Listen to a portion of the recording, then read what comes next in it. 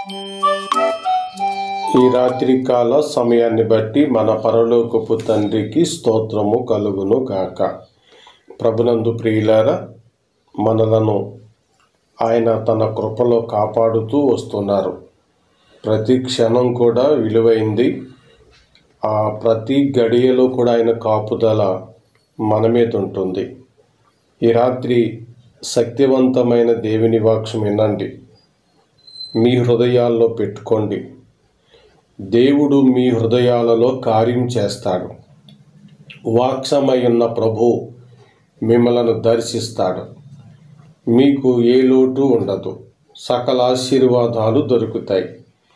దేవుని వాక్యానికి ఎవరైతే విలువివ్వరో వారు దేవునికే విలువివ్వరని అర్థం. కాబట్టి దేవుని వాక్యానికి విలువివ్వండి, విశ్వాసంతో వినండి. ఆ తర్వాత మీరు మోకరిల్లి చిన్న ప్రార్థన చేసుకుంటే చాలు, గొప్ప అద్భుతాలు మీ ఇంట్లో జరుగుతాయి. ఈ రాత్రి మీ కుటుంబములను తన కృపలో నిండారుగా తాను దీవించును గాక. ఆమేన్. ప్రభునందు ప్రియులారా, లూకా సువార్త 12వ అధ్యాయము 15వ వచనం.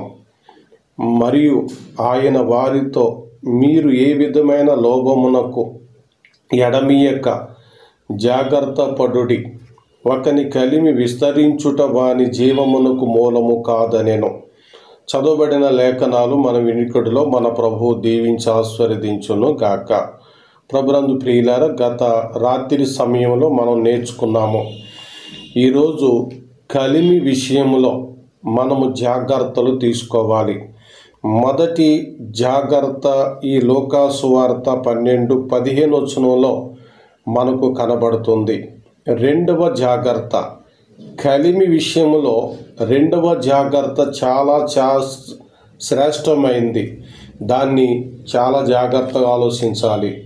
లూకా సువార్త 8వ అధ్యాయము 14వ వచనంలో, ముండ్ల పొదలలో పడిన విత్తనమును పోలిన వారెవరనగా, విని కాలము గడిచిన కొలది ఈ జీవన సంబంధమైన విచారముల చేతను ధనభోగముల చేతను అణిసివేయబడి పరిపక్వముగా ఫలింపని వారు.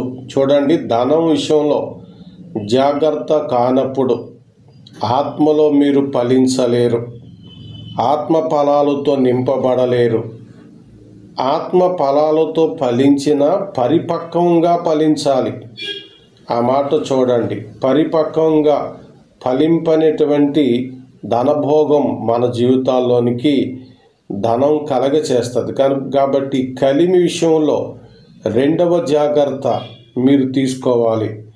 మనము ప్రభువైన యేసుక్రీస్తులో ఎదిగే కొలది మనము ఆత్మ సంబంధమైన ఫలాలతో నింపబడాలి. ఈ రాత్రి అలాంటి దీవెన మీకు అనుగ్రహించును గాక. రెండవ జాగ్రత్త విన్నాము.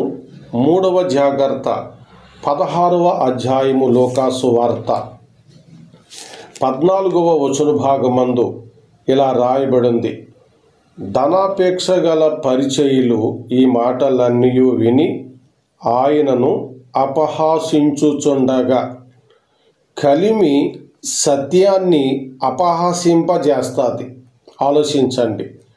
ఒక ఆయన నన్ను అపహాసించాడు, ఎందుకంటే నీకేముంది అని. ఆయనకి చాలా ఉంది, నిజమే. ఆ కలిమి ఏమని చెప్తుందంటే అతనికి లేదు అని. అంతేకాదు, దేవుని వాక్యాన్ని కూడా అపహాసపు పాలు చేస్తుంది. దేవుణ్ణే, సత్యాన్నే అపహాసం చేస్తూ ఉంది. కాబట్టి ఇక్కడ ఉన్నటువంటి పరిచయులు ధనాపేక్ష గలవారు. ఈ అపేక్షతో ఉన్నారు కాబట్టి ప్రభు అయిన యేసుక్రీస్తు మాటలన్నిటినీ అపహాసించినారండి. ఈ రాత్రి మీరు జాగ్రత్తగా ఉండండి. కలిమి మీలో విస్తరిస్తే జీవమునకు మూలము కాదు. కలిమి వలన నష్టం ఉంది. అయితే మనము బీదలుగా ఉండాలని నేను కోరటం లేదు.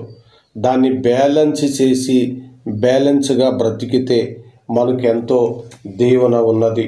మనము మూడవ జాగ్రత్తను ఆలోచించినాము. నాలుగవ జాగ్రత్తను ఆలోచన చేద్దాం. యోషియా గ్రంథం 4వ అధ్యాయము 7వ వచనం, కలిమి అధిక పాపమునకు దారి తీస్తుందని 4వ జాగ్రత్తలో హెచ్చరిక మనకి జారీ చేయబడింది. యోషియా 4:7, తమకు కలిమి కలిగిన కొలది వారు నా ఎడల అధిక పాపము చేసిరి గనుక వారి ఘనతను నీచ స్థితికి మార్చుదునని మాట్లాడుతున్నారు. ఆ కాలమైన ఈ కాలమైన సరే కలిమి కలిగే కొలది కొందరు జీవితంలో అధికమైన పాపాలకి దారి తీసే అవకాశం తప్పనిసరిగా ఉంది. కాబట్టి 4 జాగ్రత్తలు మీ గురించి చెప్పాను. ఈ 4 జాగ్రత్తలు తీసుకుంటే మీరు ఎంతో దీవెన పొందుతారు. ఇప్పుడు ఈ 4 జాగ్రత్తలకి సొల్యూషన్ ఏంటి అని అంటే, మనము కీర్తనలు 119:36 వచనంలో ప్రార్థన కనపడుతుంది. కాబట్టి ఈ ఆత్మలో ఫలించేలాగా నాకు డబ్బు ఆటంకం లేకుండా సహాయం చేయండి అని, సత్యాన్ని నేను గౌరవించేలాగా నాకు డబ్బు ఆటంకం లేకుండా సహాయం చేయండి అని, నేను పాపిని నైనా అధికమైన పరిశుద్ధతలోకి సాగిపోవాలి గనుక డబ్బు నన్ను ఏలి నన్ను ఇంకా పాపానికి లాక్కుండా కాపాడమని ఇట్లా మీరు ప్రార్థనలో జ్ఞాపకం చేసుకుంటే మన కలిమి వలన జీవానికి నష్టం ఉండదు. కాబట్టి ప్రభు హెచ్చరిక ఏంటంటే, కలిమి వలన ఒకనికి కలిమి విస్తరించుట వలన అతని జీవమునకు మూలము కాదని చెప్పినారు. కాబట్టి ఈ రాత్రి మీరు ప్రార్థన కలగాలి. 5వ జాగ్రత్త ఈ మాటలు చదువుతున్నాను. 119వ కీర్తన 36-37 వచనాలు. లోభము తట్టు కాక నీ శాసనముల తట్టు నా హృదయము తిప్పుము, వ్యర్థమైన వాటిని చూడకుండా నా కన్నులు తిప్పివేయము, నీ మార్గములో నడుచుటకు నన్ను బ్రతికింపుము అని ఇంకా చాలా మాటలు ఇక్కడ ఉన్నాయి, మీరు చూసుకోండి. కాబట్టి కలిమి విషయంలో ప్రార్థించాలి. నాయన ఆగూరు అన్నాడు, నాకు ఎక్కువ ఇవ్వద్దు తక్కువ ఇవ్వద్దు, ఎక్కువ ఇస్తే నిన్నే నేను దూషిస్తానేమో, తక్కువ ఇస్తే దొంగిలించి నీకు అవమానాన్ని తెస్తానేమో అని. కాబట్టి ఈ రాత్రి కలిమి సంపాదన చేయండి, సంపాదించిన దాన్ని అదుపులో ఉంచుకోండి. దాన్ని బట్టి దేవునికి మహిమ కలిగేలాగా మీ ఆత్మీయ జీవితం ధనాపేక్షతో నాశనానికి కాకుండా ధనముండినను ప్రభు మీద అపేక్షతో ముందుకు సాగిపోయేదిగా ఉండాలి. కాబట్టి రాత్రి కలిమి విషయంలో ఈ జాగ్రత్తలు మీరు పాటించండి.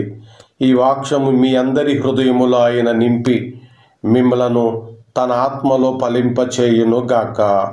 ఆమెన్. ప్రార్థన. కరుణా సంపన్నుడు అయిన మా పరలోకపు దేవ, నిత్యస్తుతులకు యోగ్యుడవు, ఆరాధనకు పాత్రుడవు, పగలంతయు కాపాడి రాత్రి సమయం ఇచ్చినందులకు నిన్ను స్తుతించుచు ఉన్నాం. ఈ రాత్రి మీ శక్తివంతమైన వాక్యము మాకు మీరు వినిపించి మమ్మలను జాగ్రత్త పరిచినందులకు స్తోత్రాలు. మేము లోభముల తట్టు కాకుండా నీ శాసనముల తట్టు మా హృదయము తిరిగి అందులో ఆనందించుటకు సహాయం చేయండి. వ్యర్థమైన వాటిని మేము చూడకుండా మా కన్నులను తిప్పేయండి నాయనా.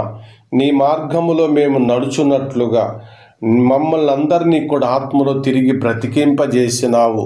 పాపం మరలా మమ్మలను చంపకుండా నీ యొక్క నిత్య జీవములోనే నడిచిపోయే భాగ్యము మాకు నాకు అనుగ్రహించండి. ఈ రాత్రి ఎవరైతే కుటుంబాలలో నాయన మరి అశాంతితో ఉన్నారో శాంతి దయచేయండి. గర్భిణీ స్త్రీలకు సులువైన కాన్పు దయచేయండి. బిడ్డలు లేని వారికి బిడ్డలను అనుగ్రహించండి.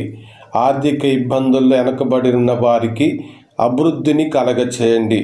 నూతన వ్యాపారాలను దీవించండి. గల్ప ప్రయాణాల్లో సహాయం చేయండి. అక్కడుండి బాగుగా పనిచేసుకునే కృపను మీ నామమందు అనుగ్రహించండి. విద్యార్థులందరినీ దర్శించి బలపరచండి.